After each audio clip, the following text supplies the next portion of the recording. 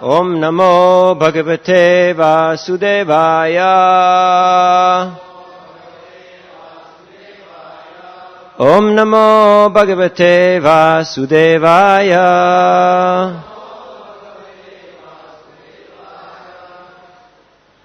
Reading from Srimad Bhagavatam, 10th Canto, 82nd Chapter, Krishna meets the inhabitants of Vrindavan, text number 31. Shri Shuka Uvacha Nandastatra Yadun Praptan Nandastatra Yadun Praptan Gyatva Krishna Purogaman Gyatva Krishna Purogaman Tatragamat Vrito Gopair Tatragamat Vrito Gopair Anakstartair Didrikshaya Anakstartair Didrikshaya Shishukovacha Nandastatra Yadun Praptan Gyatva Krishna Purogaman Tatragamat Vrito Gopair Anakstartair Didrikshaya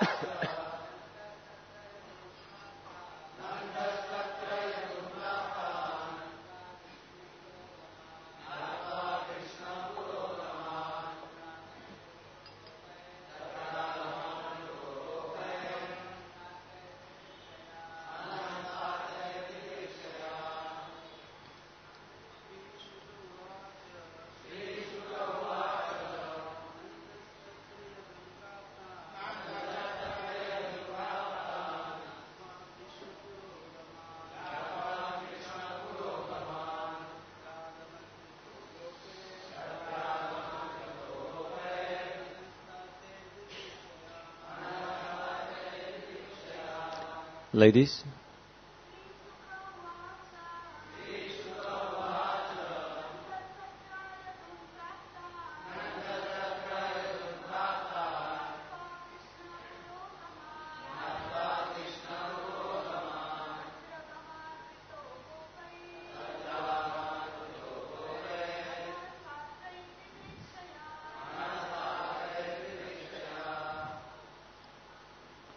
Shri Shuka Uvacha.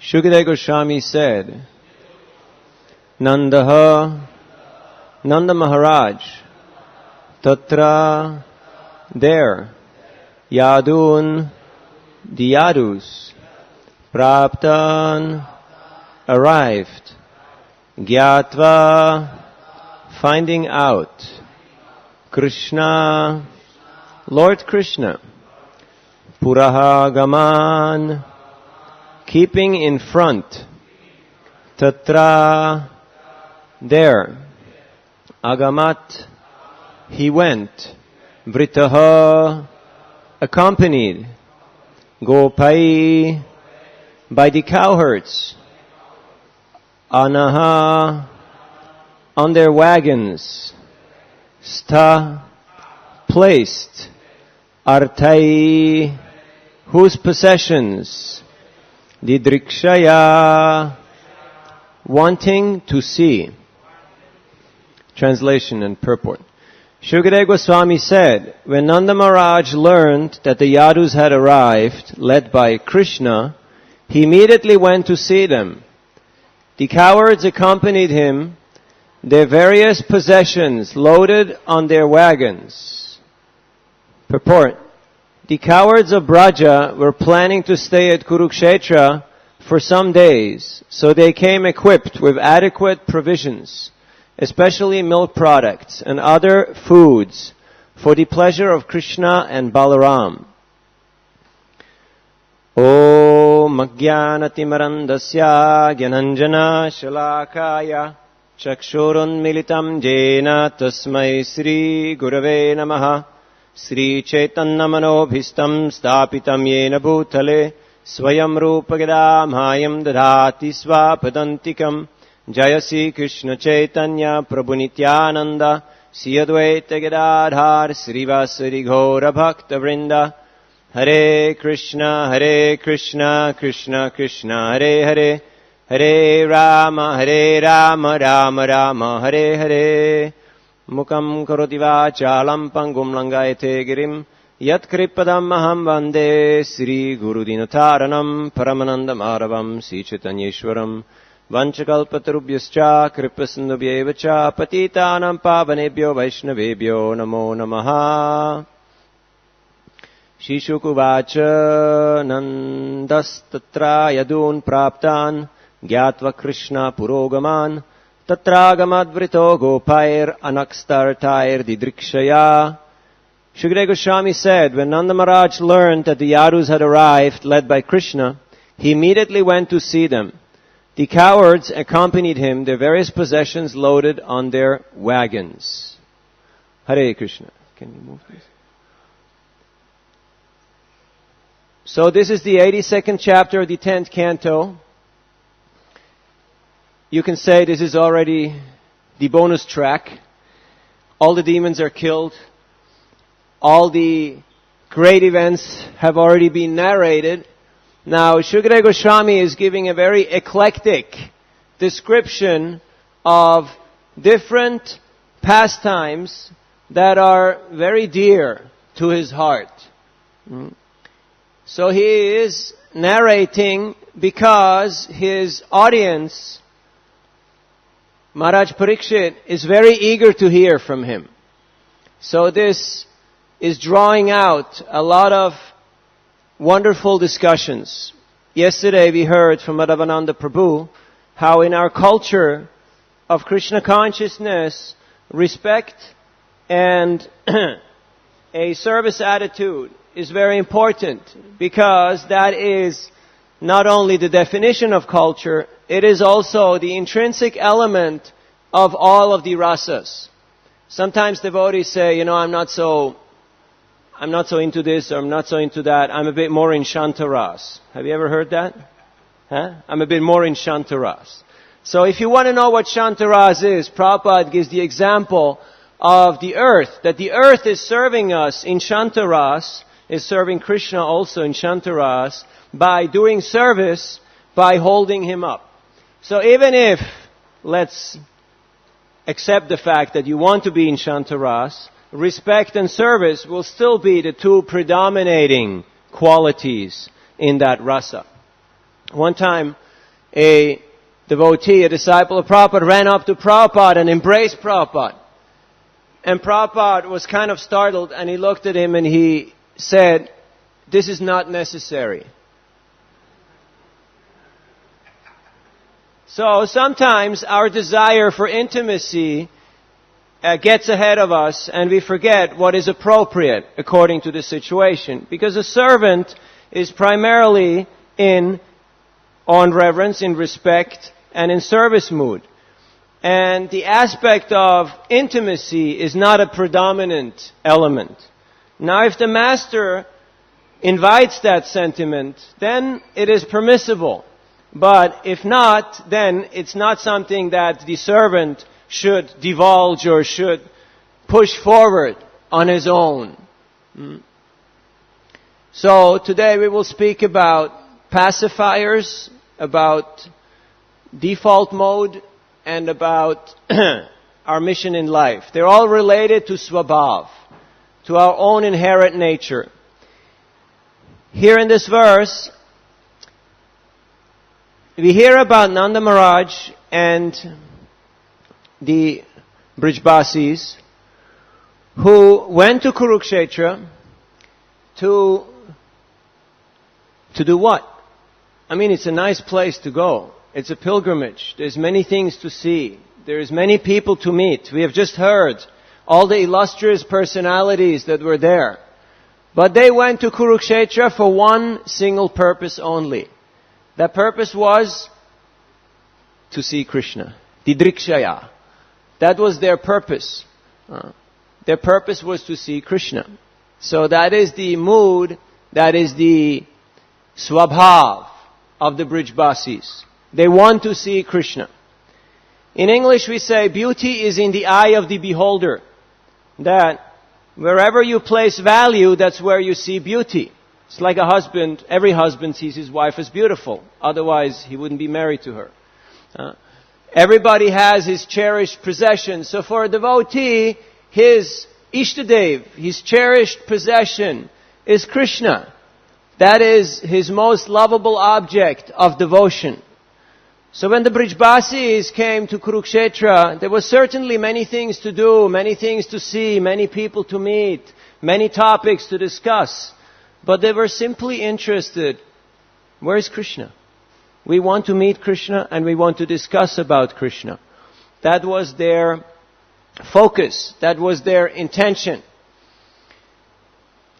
And such a mood, such a focus is important in the life of each and every devotee.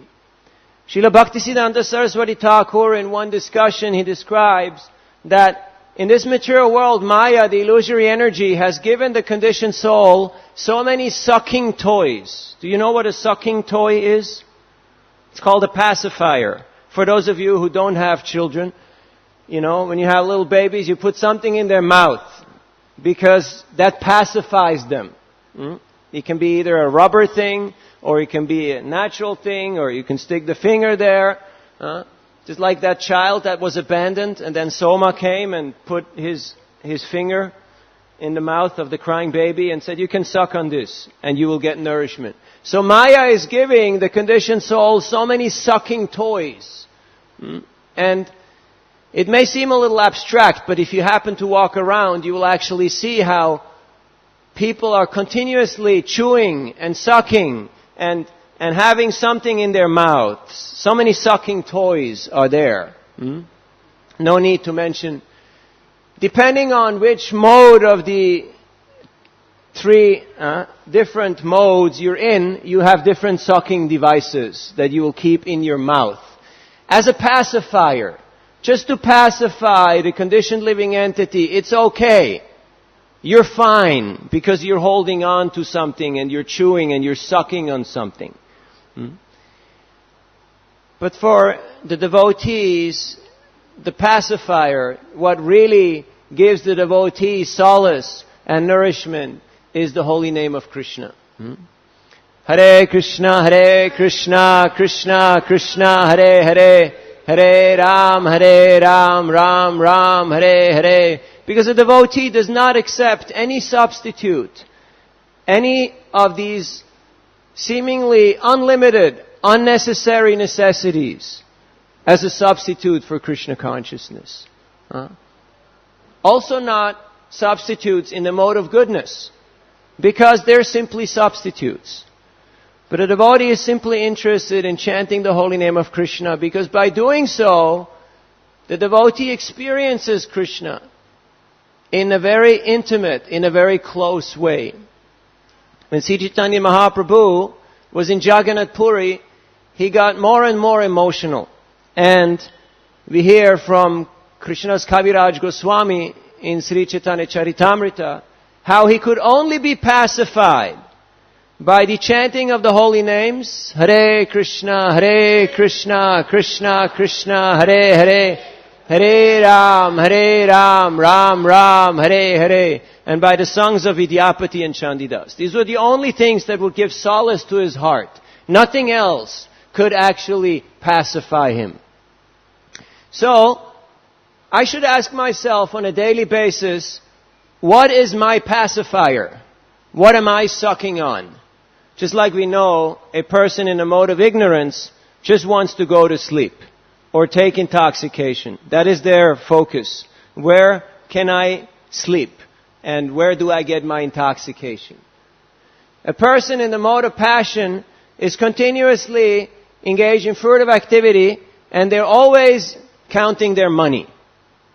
Whenever there's distress, they start to count their money. Huh? Has it ever happened to you that you started counting your money? Either physically or mentally? Okay, how much do I have? How long can I live on this? Huh? Or you may check your messages on your phone. Or how many friends do I have on social media like that? How many people are paying attention to me? So these are all substitutes. They're all pacifiers. A person in a mode of goodness may appreciate nature, may appreciate so many things, but it's still a substitute. Because only Krishna, Ishvara Parama Krishna, is the personality which will actually give real satisfaction, real solace to the heart of the living entity. There is no substitute that can actually give that. So, Artha and Anartha. Here we hear Arthair, the possessions of the Gopas. What were the possession of the cowherd men? They came with bullock carts. So, from Vrindavan to Kurukshetra is at least 2 weeks of journey on bullock carts. I don't know how many of you have taken a bullock cart, but it doesn't go very fast. That's for sure.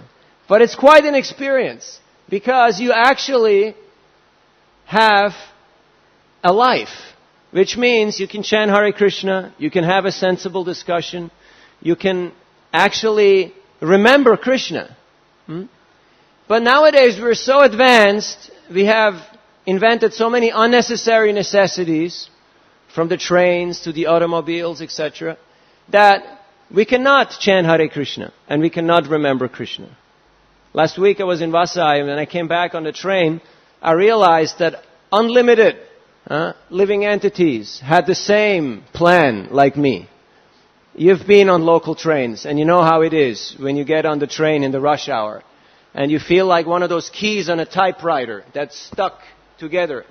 Did you ever do that as a child? You press the keys on a typewriter, and they all go chunk. That's how you feel, right? When you're in the local train. And it takes a bit of clarity to actually be able to chant Hare Krishna, Krishna Krishna, Hare Hare, Hare Rama, Rama Rama, Hare Hare. So, but they took the bullock carts. We heard the other day during Prasadam how Prabhupada, after giving initiation to Acharya Prabhakar, he walked with him for 20 miles. And they did a program. Now that's like Govardhan Parikrama. When was the last time you walked 20 miles to give a program, to give a lecture? So they walked 20 miles, had the program, probably stayed overnight, and then walked back. So nowadays we're so exceedingly busy with our busy lives that we do not have time to chant Hare Krishna. But the Brijbasis, they had all the time in the world to chant about Krishna's glories. So nowadays, people think we have come up with so many modern inventions, but there's nothing new under the sun. Like now all the kids, they're into hip-hop dancing, you know. But what is hip-hop? What is rap? Rap-a-tapa-tapa-tapa-ta. You know, they're rapping about something. But the Brijbasis already were doing rapping. They were rapping about Krishna's pastimes. You know what just happened? Did you hear what happened? No. What is it? What happened? Oh, I can tell you what happened. You know, there was this big, huge duck, this big bird with a big beak, and he came. Oh, really? What happened? What did he do? He swallowed Krishna. No, really, don't say it's true. No, he didn't swallow Krishna. Krishna was almost swallowed by him. But then, he stepped aside, and the beak just went into the ground. And Krishna, he grabbed the beak, and he bifurcated the demon in his beak. Now that's real news. And that's what the Brijbasis are rapping about. So if you want to be a rapper, then rap about Krishna's pastimes. Because this is the real rasa. Blues, jazz, all of these emotions, they're there. in these relationships between the Brijbasis and Krishna. Now Nanda Maharaj, he is in Vatsalya Ras. Vatsalya Ras is the parental affection, parental love. Thus he's always meditating, is Krishna safe? Because a parent always wants their child to be safe. All of you parents, do you ever wonder, do you ever worry, where are your children? Are my boys safe? Are my children safe? So that is the mood, that is the mindset. And I have to feed Krishna. Now Krishna is Dwarkanath. He's living in Dwarka. He's being served by 16,108 queens. What can he not eat? What can he not get? But what are the cowherd men bringing from Vrindavan, from Braj? They're bringing provisions of milk products. Because they know in their heart of hearts that Krishna has been starving. Because Krishna did not get proper food all these years. He did not. Because there is no proper food in Dwarka. If you cannot understand that, you're not in Vatsalya Ras. Now we should not try to imitate, but we can serve the Brijbasis and assist them in their service. And in this way we will also appreciate and develop these type of sentiments for Krishna. So they brought provisions not just for their own journey, but primarily to feed Krishna and Balaram, who had been away for such a long time. That was their meditation. That was their default mode. You know the default mode is the mode that everything defaults to. Like the factory setting. What is my default mode? Once my busyness stops and I have a moment of tranquility, what is my svabhav? What is the natural state of my being? Do I connect to which of the modes? To which of the mindsets? So, Nanda Maharaj is always worried about Krishna. He always wants to protect Krishna. And he always wants to feed Krishna. And Krishna's pleasure, Krishna's happiness is his only meditation, is his only focus. So when he was in Kurukshetra, he was not interested in the sights. He was not interested in all the other people that were there. He was interested in, where is Krishna? I want to meet Krishna. When the inhabitants of Navadvip went to Jagannath Puri, before taking bath, before going to temple, before doing all the things you can do in Puri, they went to take darshan of Chaitanya Mahaprabhu. And Mahaprabhu asked them, did you go to your quarters? Did you take bath? Did you take darshan? Have you had prasad?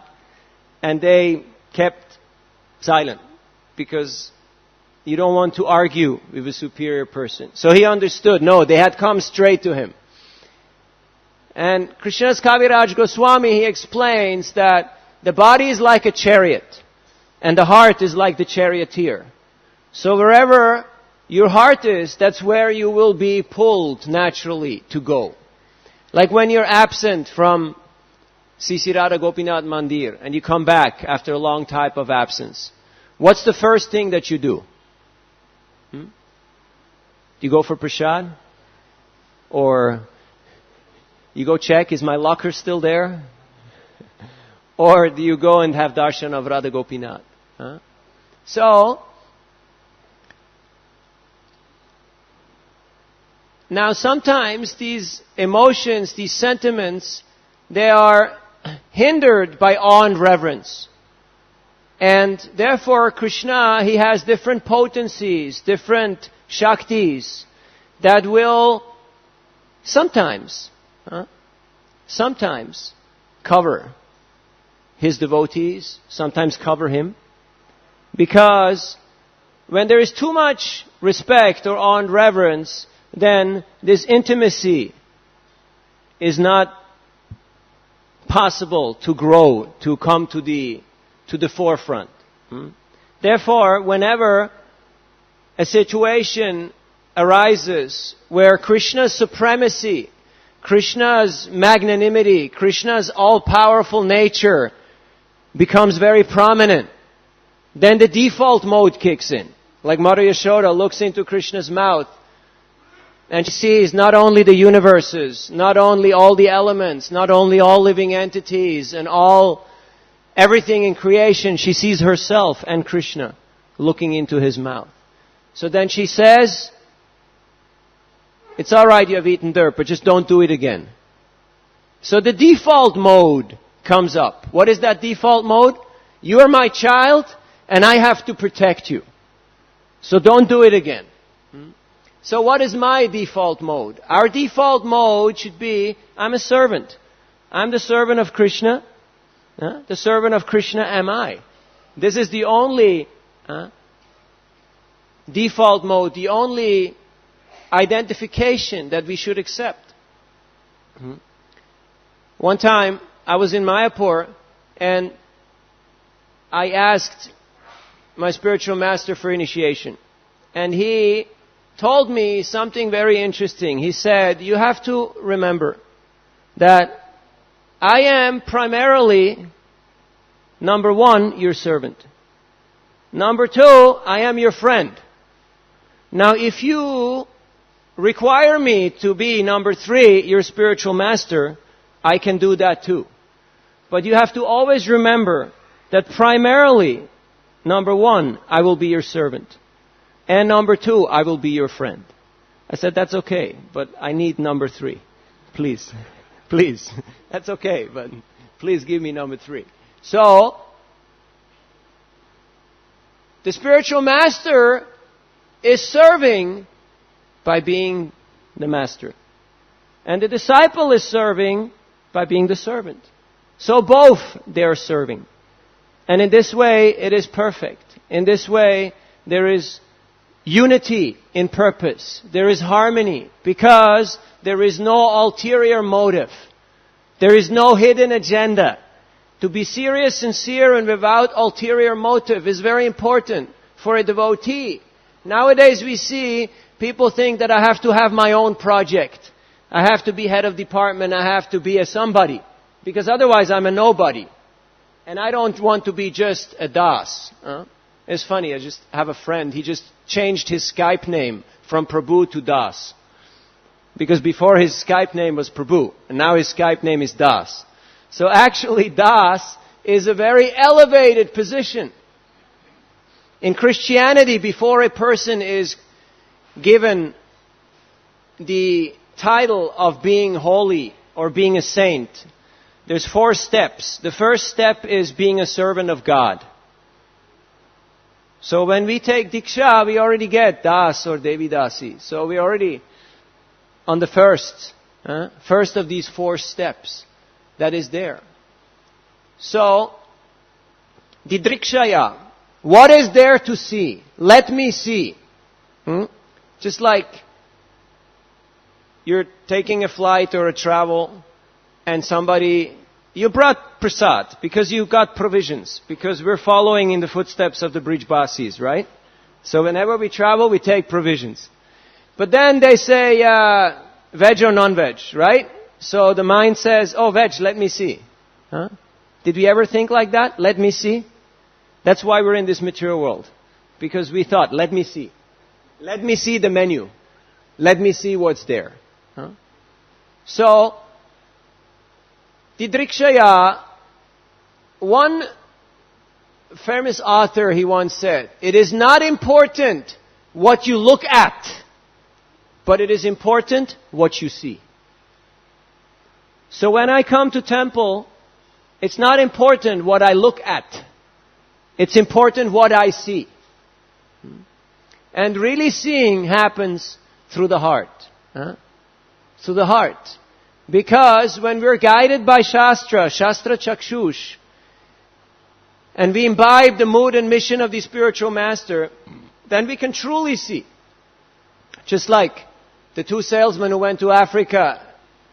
One went and came back, said, nobody wears shoes. And the other one said, I see an opportunity, let me go there to sell shoes.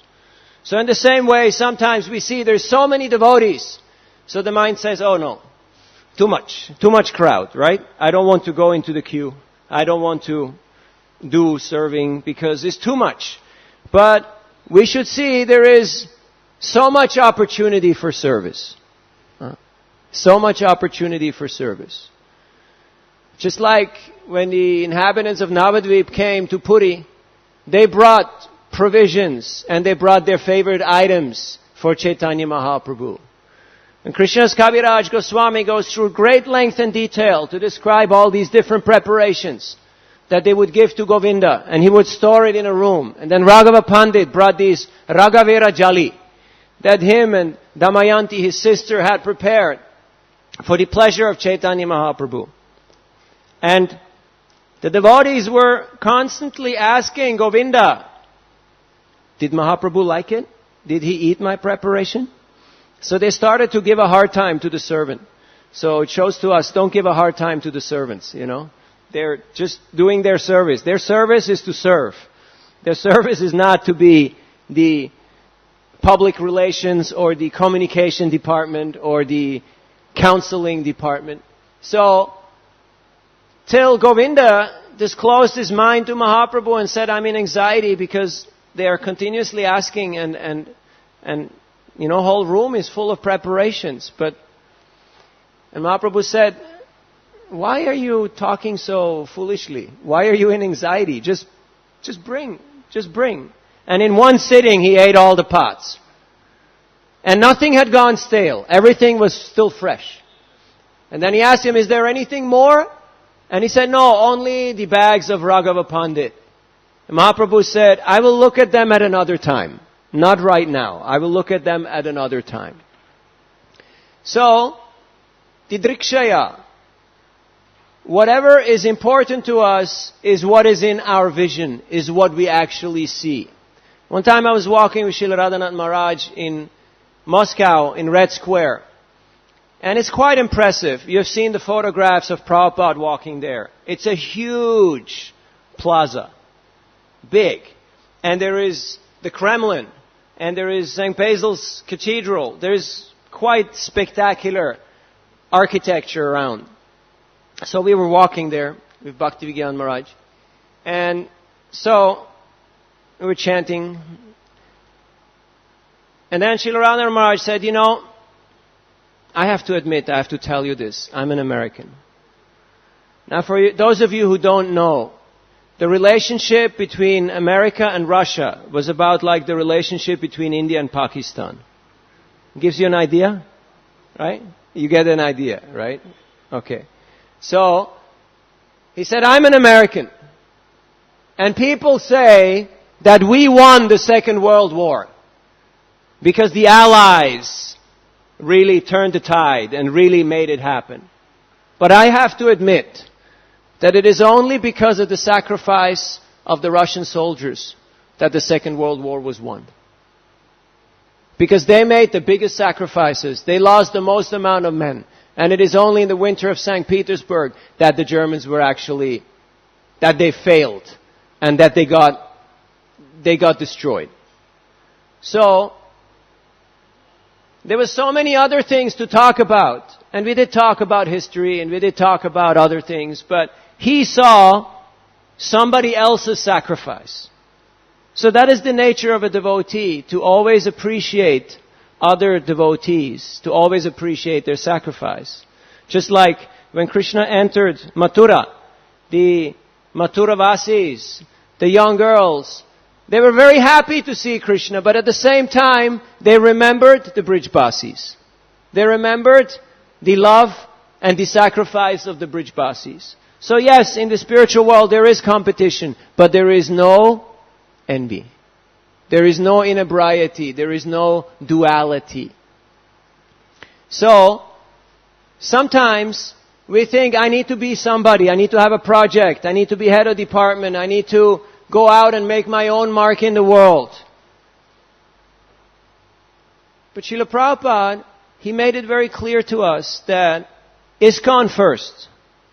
ISKCON first. Just like Yudhishthir told Bhima and Arjun that when Duryodhana was in trouble, you have to go and help him. You have to go save him because we're a family. And the family comes first. So in our heart of hearts, we should always meditate, how is ISKCON doing? Not how is my project doing? Not how is my household doing or how is my temple doing? But how is ISKCON doing? In a selfless way, in an appreciative way. Just like Srila Prabhupada, he said, I was never alone. I always was guided and assisted by my spiritual master. And because I had the holy name and I had the mission, I was never alone. So in the same way, when we study and imbibe the mood of our parampara, then we will never be alone. We will never feel lonely. We will never have to resort to substitutes and sucking toys, which will simply distract us, which will simply try to alleviate or numb the pain that we're feeling here in the material world. But only Krishna Katha and the spreading of Krishna Katha will actually give us solace and happiness in life. So Krishna, he appears in this world time and time again in order to annihilate the demons, to reestablish the principles of Dharma, and to give happiness to his devotees. So, Krishna is very happy to be conquered by the love of his devotees. And we can see how he's conquered by the prema. He's conquered by the love of his devotees. Just like in the Damodar Lila, when Krishna had been bound up by the ropes of love of Mother Yasoda, and he had pulled down the two Yamala Arjun trees, and they had offered him their prayers. And Krishna was kind of smiling because he said, you're praying to me to become liberated, but look at me, I'm bound up. So how do you expect me to liberate you? I'm bound up by the love of my devotees. So much so that Krishna allows himself to be captured by prema. And that's why he's only very rarely giving prema. It's something that's very rarely granted. So what is valuable? Artha. And what is not valuable? Anartha. Just like in this world, people think real value means you know people, you have connections, you have money in the bank, you have keys, you have credit cards, you have access codes, right? But artha here is land, cows and grains. When Krishna appeared, Nanda Maharaj, out of his pleasure and out of his happiness, he gave 2 million cows in charity. 2 million cows and 7 mountains of grain, which were as big as Mount Meru. Sankhya, unlimited number, practically unlimited number of cows. So, that is real wealth. Now, when is the last time you saw a cow? Here in Mumbai. You have to think really hard, right? When is the last time? I remember, it's a week ago, when I went to Nirad Prabhu, and we went to the South Indian market to buy some puja items, and there was, tied to a pole, there was a cow. And the cow looked really bewildered, right in the middle of the traffic of the market, like that. So, because we have accepted anartha, the unnecessary necessities, to be very important, we do not have space, time, and energy for artha, for real wealth. And that's why we always feel broke. We always feel poor, because artha has no place in our life. Because we're too busy with anartha. We're too busy with sucking toys. So, asankhya means a 1 with 17 zeros. How much is that? How many? Approximately? The acharyas say unlimited. Unlimited. Now you may wonder, how can you put unlimited amounts of cows into these kroshas of Vrindavan? But the acharyas also explain that the Lord is unlimited. Can you start the fan again, please? Thank you. The Lord is unlimited, which means that even in a tiny portion of the bridge of Braj, all the universes can fit in one tiny little corner of the spiritual world. So Krishna is unlimited. His love for His devotees is unlimited. And the opportunities for devotional service are unlimited. So we should never think, oh, what is my hope for ever getting service? How will I ever get service? Because there is too many people in line here. Did you ever feel like that? Too many people in line here? How can I do service? Well, just start serving the line, Do service to the line. And that means to have a mood of respect. And that means to have a mood of appreciation. And if we do that in this way, we will actually be connected with the mood of the Sampradaya. And whenever Krishna chooses to give a little intimacy, a little ecstasy, a little realization, don't fight it. It's okay. Accept it. Accept it. But understand that the default mode, the primary rasa, the primary underlying current should be service and respect. One time I was with my spiritual master and he told me, he was teasing me. Oh, Prabhupada, we were in New Vrindavan, and Prabhupada never talked about Bhukti Sibhushan. He talked about cow protection, he talked about Gurukul, he talked about Varnashram Dharma, he talked about so many things, but he never talked about Bhukti Sibhushan. So what do you say now? And I said, that's perfectly fine. That's okay. There's no problem with that. Now I know that Prabhupada wanted Bhukti Sibhushan, but he also wanted Varnashram, he also wanted Gurukul, he also wanted cow protection. Very much so. So, we should appreciate the magnanimity of Krishna in whichever way that it manifests. But in order to be able to appreciate Krishna's glory and Krishna's magnanimity, we have to have clarity of mind. If we're too busy with our unnecessary necessities, if we're too busy surfing the waves or the web or the currents of material nature, we will not be able to stop and pause and appreciate Nanda Maharaj taking a bullock cart for 15 days, going to Kurukshetra to appreciate Krishna. Now, of course he was heartbroken. Of course he was in intense separation and agony. But he was also very happy that Krishna has excelled. Krishna has succeeded. Krishna is very renowned, and Krishna is very much appreciated and revered by everyone. So, the more our love, the more our ability to sacrifice. Because the Brijbasis had the greatest love for Krishna, they had the greatest ability to sacrifice for Krishna. That is a concept that is not often appreciated, because we think that only personal interaction, only personal reciprocation is intimacy. But to understand Vani Seva, to understand what does it mean to serve the mission of the spiritual master, what does Krishna want? What is his desire?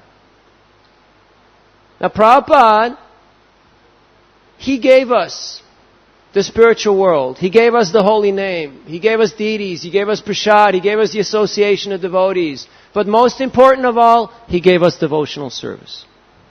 And he gave us a clear understanding of who is Krishna. If you would go today on the street and you would interview 100 persons, who is Krishna? you will get 100 different answers. Have you ever asked people, who is Krishna? You get some shocking statements. Huh? But Prabhupada made it very clear. Krishna, the Supreme Personality of Godhead. So that nobody has to speculate. Ishvara Parama Krishna, Sachidananda Vigraha, Anadiradir Govinda, Sarva Karana Karanam.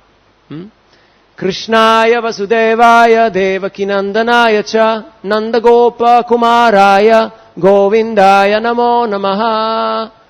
So it is not that we have to be puzzled, oh, where is God? Who is God? What is God? And what is my relationship to Him?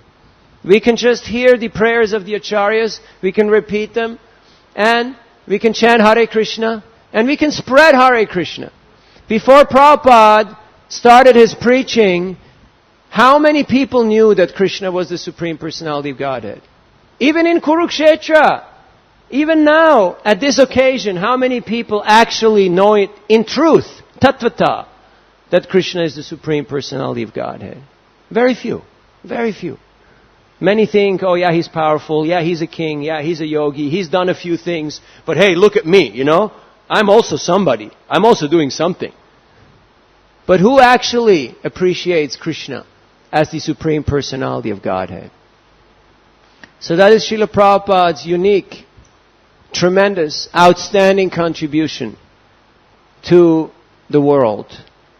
And in this 50th anniversary of ISKCON, we should make deliberate plans how we can put Prabhupada's desire, Prabhupada's mission and mood to make Krishna famous, to give Krishna to every living entity, how we can put that in the forefront. And if it means that I'm the servant, if it means that I'm last, then that's fine. And if it means that I have to do this or I have to do that, that's also fine. But the mood, the focus is, I want to serve the mood and mission of my spiritual master. So we spoke about pacifiers and substitutes. We spoke about default mode and about mood and mission. To really find out what is our swadharma, what is our true inherent nature, it will be revealed to us. But if we start with service and with offering respect and gratitude, we can't go wrong, because it's there in all the rasas. It's there in all the relationships. And all the other things will be revealed as we go along on our journey. Hare Krishna. Any questions? Or comments or reflections? Yes, Prabhu. Thank you, Prabhu, for the wonderful class. So you're talking about Swadharma will be revealed over a period of time. So my question is that practicing devotional service as the way it is told, and you keep practicing it, and then that's how then you will be revealed. What is your Swadharma? Like what exactly? Well, there is Swadharma, our inherent nature. Jivera Svarupa Hoy, Krishnera Nitya Das. That is our Swadharma. But in which service capacity we will be serving, that is up to our authorities and that is up to Krishna. We may think I'm a great scholar, we may think I'm a cook, I'm a manager, I'm a pujari, but maybe you're not. Maybe Krishna has another plan for you. Krishna has another desire. And sometimes what seems to be failure can be a great nucleus for success. Like Prabhupada wanted to establish something in Jhansi, and he worked really hard. And somehow it all fell apart by some politics, some corrupt in-house dealings. But Prabhupada just moved on, and he went on to better and better and better and better things. Why? Because he was not attached. So if we're not attached and we have a true service attitude, then Krishna can move us along our trail. But if we're attached and we say, no, this is me, this is my Swadharma, and this is my place, then we will be stuck and we will suffer miserably. That doesn't mean we have to keep on moving and changing. It just means that to serve is a privilege, and it is not a prerogative. It's not according to my terms. So when we come into the movement, we serve under authority, and we stay in the movement, and we serve under authority, and we become senior devotees, and we still serve under authority. So that never changes. It's just that the relationship and the interaction may slightly change, may slightly differ. And whether you're serving in this position of intimacy or in that position of intimacy, that is really not so much our call. Because we're the servant. Does that help? Thank you, Prabhuji. That's as far as I've understood. I know there are other levels of realization, but you have to ask the suitable speakers for those levels of realization. Other questions?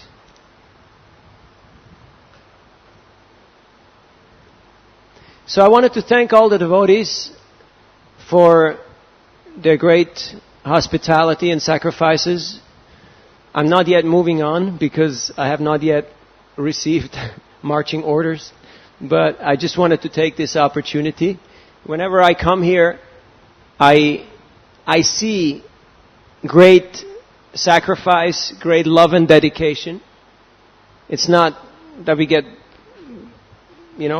frightened or blinded by the glitter and by the lights, but we see great dedication and tremendous sacrifice, and it's truly inspiring.